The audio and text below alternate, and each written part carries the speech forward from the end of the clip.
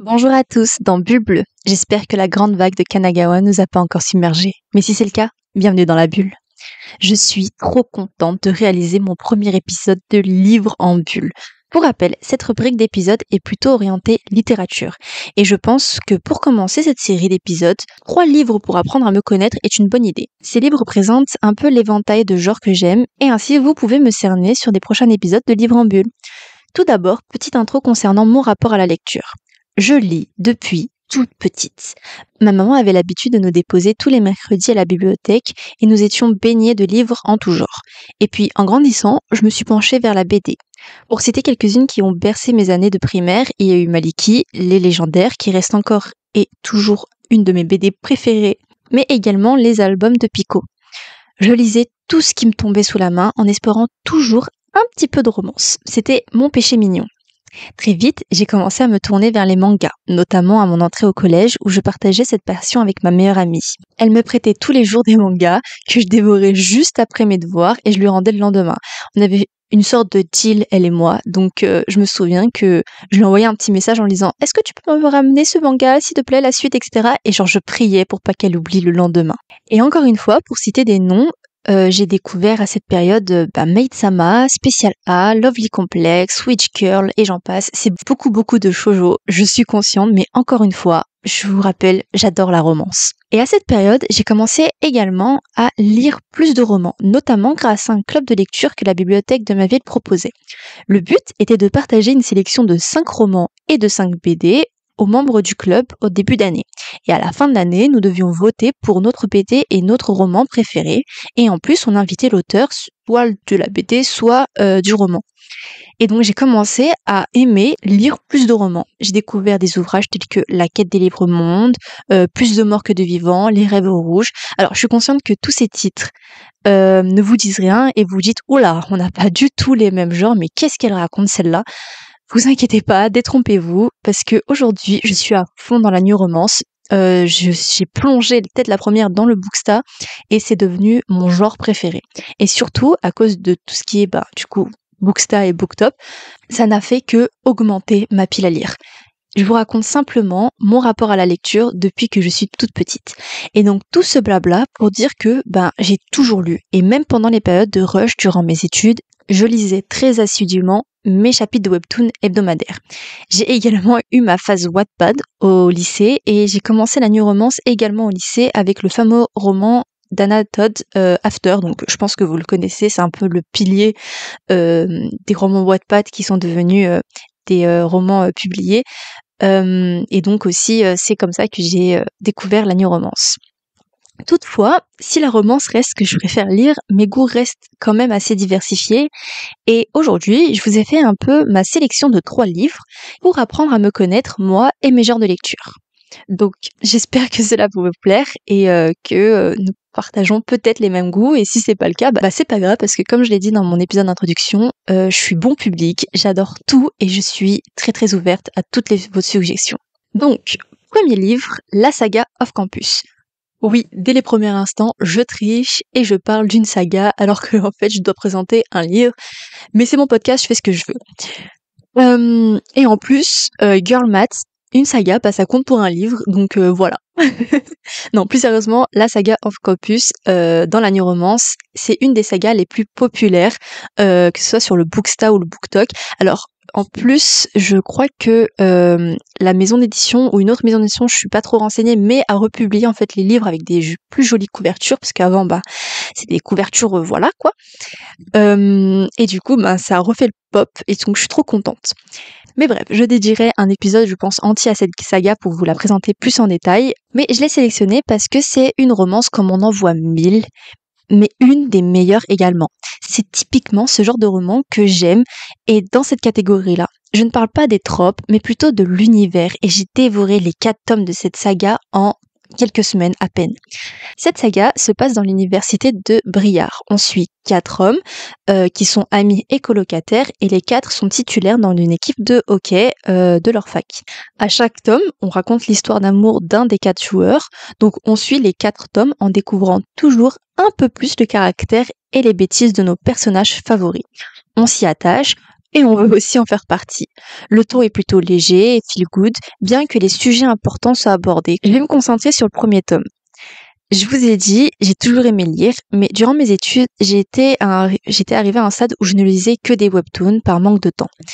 Un jour, après une grosse période de rush, j'ai voulu me replonger dans un roman, et en scrollant 2 minutes sur le Booksta, je suis tombée sur une review de ce roman, The Deal, le premier tome de la saga. Je me suis dit, bah pourquoi pas? Et j'ai eu le coup de foudre. Je me souviens de me dire, mais c'est exactement ça que je veux lire et relire en boucle.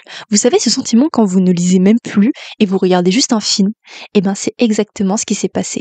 Et je pense que c'est également le roman qui a fait que par la suite, je suis tombée dans le Booksta et le BookTok. Je suivais quand même un peu ça de loin parce que avec les études c'était compliqué.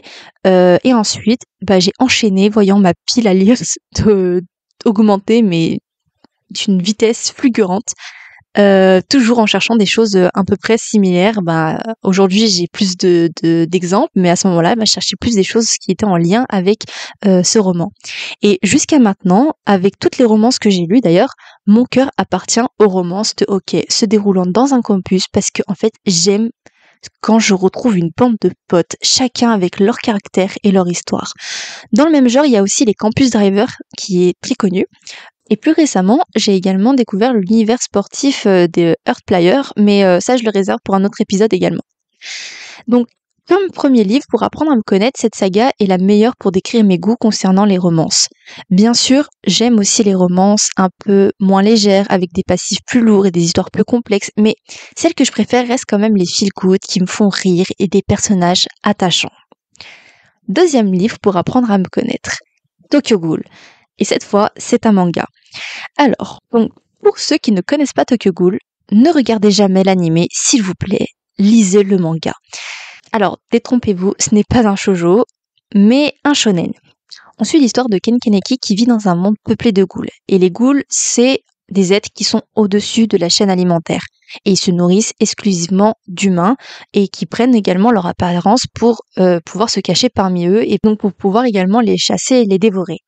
Et Ken Kaneki, un soir, il se fait attaquer par l'une d'entre elles, une des ghouls, sauf qu'un terrible accident le sauve, justement, des griffes d'une ghoul et l'envoie également à l'hôpital. À l'hôpital, on lui fait une greffe et en fait, sans le savoir, on lui greffe l'organe de la ghoul qui, justement, était en train d'attaquer. J'espère que vous m'avez suivi, mais pour résumer rapidement, Ken devient, dans le plus grand des secrets, un être mi-humain et mi-ghoul qui ne peut du coup plus se nourrir d'aliments mais que d'humains. Ce manga est pour moi celui qui dose parfaitement le gore et les émotions complexes. Alors je ne suis pas une experte manga, je vous avoue que ça fait très longtemps également que j'ai un peu quitté cet univers, mais parmi les quelques shonen que j'ai lus, c'est vraiment mon préféré. J'aime beaucoup les histoires gore. Alors, à ne pas confondre avec l'horreur, je déteste l'horreur, mais quand il y a du sang ou des personnages assez complexes, j'aime bien. Et le personnage de Ken est tellement complexe et incroyable, et sans vous spoiler, pour ceux qui le savent, son changement est un déclic dans l'histoire de ce manga. De plus, les personnages secondaires sont tout aussi super, autant que leur caractère que leur histoire et leur travers. J'aime cet univers qu'on peut aussi retrouver dans d'autres mangas, avec une intrigue qui nous prend à partir d'une simple idée, puisque nous voulons connaître la suite. Dans le même genre, pour citer des exemples, il existe Death Note, qui est très connu, et un peu moins connu, Darwin's Game, que j'ai également beaucoup aimé, mais ma place de chouchou reste quand même à ce manga Tokyo Ghoul. Enfin, troisième livre, je finis cet épisode sur mon livre préféré de tous les temps, Tout le bleu du ciel de Melissa d'Acosta. Alors, mon histoire avec ce roman, elle se passe durant un job d'été que j'ai réalisé en librairie et j'ai eu énormément de demandes pour acheter ce livre qui était pratiquement constamment en rupture de stock. C'était devenu vraiment un quotidien de commander tous les jours ce roman. Et un jour, j'ai demandé à une cliente, ce livre est tellement demandé, c'est fou. Et elle m'a dit, oui, c'est une histoire incroyable, vous devez essayer. J'ai donc profité d'un rare moment de répit pour lire la 4e de couverture. Et l'histoire, la voici. On suit Émile, âgé de 26 ans, atteint d'Alzheimer précoce, et il ne se voit pas finir ses 2 dernières années de vie dans un hôpital. Il décide donc d'acheter un camping-car, et il poste une annonce pour rechercher un compagnon de route pour un ultime voyage. 2 jours après, Joanne, jeune femme assez peu bavarde, le rejoint dans ce road trip. Alors, ce roman, j'en ai eu des frissons juste de vous en parler. Ce livre m'a tellement fait pleurer et relativiser sur la vie. Il est juste incroyable, il est bien écrit et en fait tout fait sens dans le complexe des personnages. La découverte de l'histoire de Joanne nous prend aux tripes et en fait tout l'univers qui se passe plutôt dans la nature, la campagne du roman, elle ajoute un plus au livre.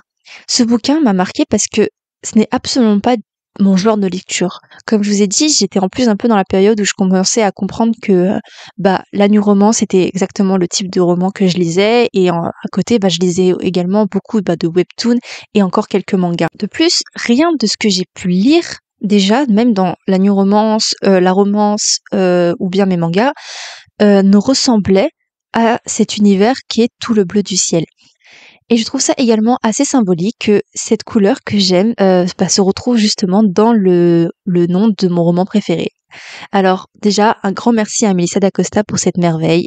D'Acosta et qui est d'ailleurs devenue l'autrice la plus lue en France en 2023, donc bravo à elle. Et je sais qu'elle a sorti une flopée d'autres romans que je n'ai malheureusement pas eu le temps encore de lire, mais j'ai très hâte de découvrir tout ça.